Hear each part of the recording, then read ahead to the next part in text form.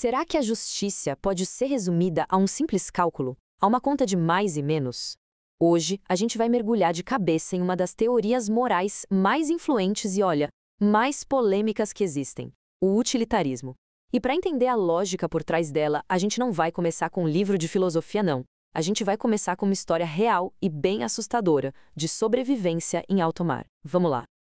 Nossa história começa lá em 1884, com o naufrágio de um navio inglês chamado Mignonette.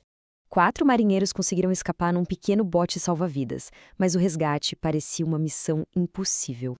Imagina só, eles estavam a mais de 1.600 quilômetros da costa, completamente perdidos no meio do Atlântico Sul. É uma distância que mal dá para conceber. No bote estavam o capitão Dudley, 2 marinheiros experientes e um jovem taifeiro de 17 anos, Richard Parker. Os suprimentos eram quase nada.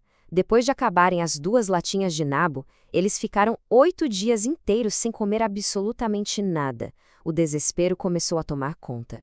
O jovem Richard Parker, que era órfão e estava em sua primeira viagem, ficou muito doente depois de beber água do mar.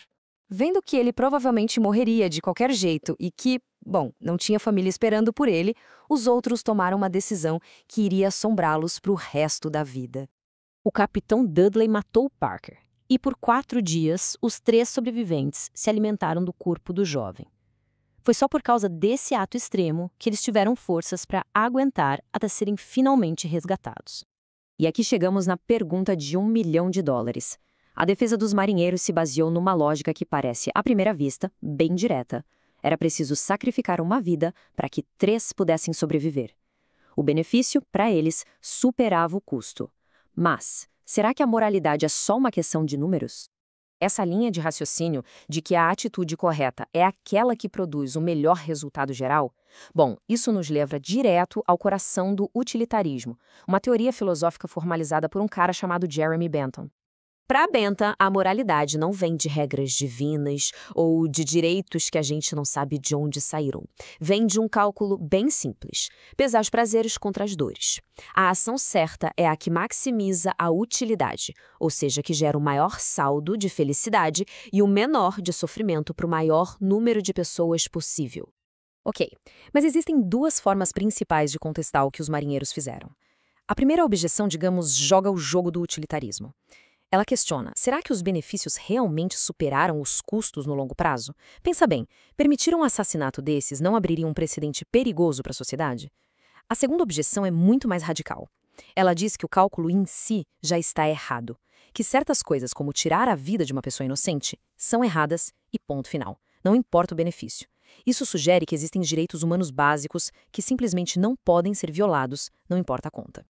E essa ideia de calcular custos e benefícios não é só uma teoria filosófica de um caso extremo no mar, não. Ele é aplicado todos os dias por empresas e governos.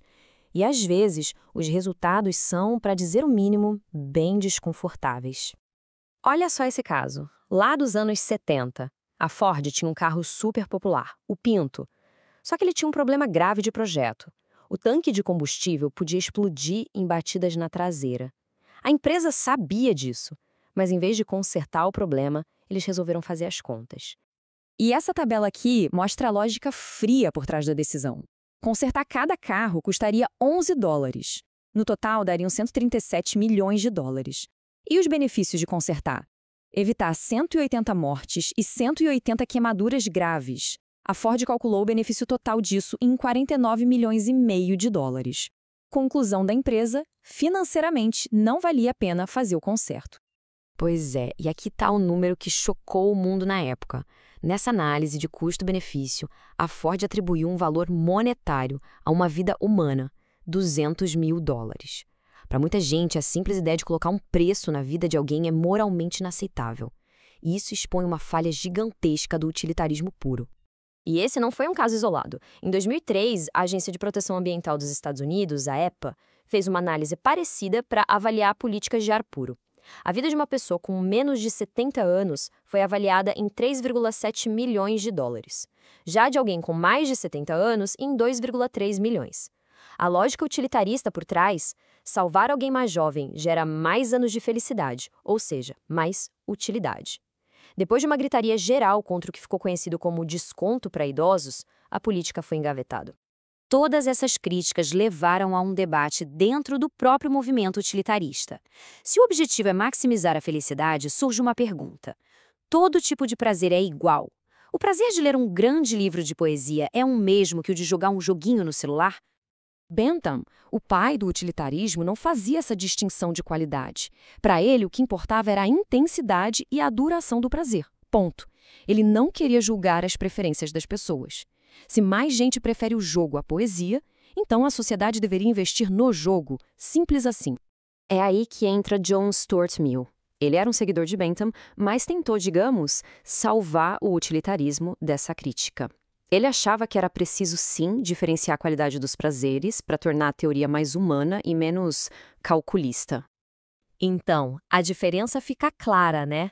Para o Bentham, tudo se mede numa única régua de prazer e dor. Já para o Mill, alguns prazeres são, por natureza, melhores que outros. Ele dizia que qualquer pessoa que experimentasse tanto os prazeres superiores, como os do intelecto, da arte, quanto os inferiores, os puramente físicos, sempre preferiria os primeiros. É dele aquela frase famosa: é melhor ser um ser humano insatisfeito do que um porco satisfeito. E isso nos traz de volta para a nossa questão central. Ao tentar refinar a teoria, será que o Mill não acabou se afastando do princípio básico do utilitarismo? Porque, veja bem, se alguns prazeres são maiores por natureza, não importa o que a maioria prefere, então a base da moralidade não é mais só o cálculo da felicidade. Passa a ser um ideal de dignidade humana, algo mais abstrato. E assim, a gente pode resumir tudo nas duas grandes críticas ao utilitarismo. Primeira, ele não parece respeitar os direitos individuais.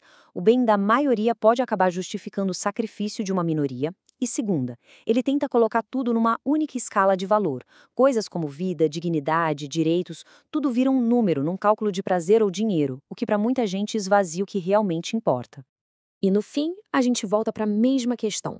Dos marinheiros no bote aos executivos da Ford, a lógica de calcular o maior bem para o maior número é ao mesmo tempo muito sedutora e muito perigosa. O apelo de querer maximizar o bem-estar geral é forte, mas nos força a encarar uma pergunta bem incômoda. Em que ponto o bem da maioria vira a tirania da minoria? E talvez mais importante, quem tem o direito de fazer esse cálculo?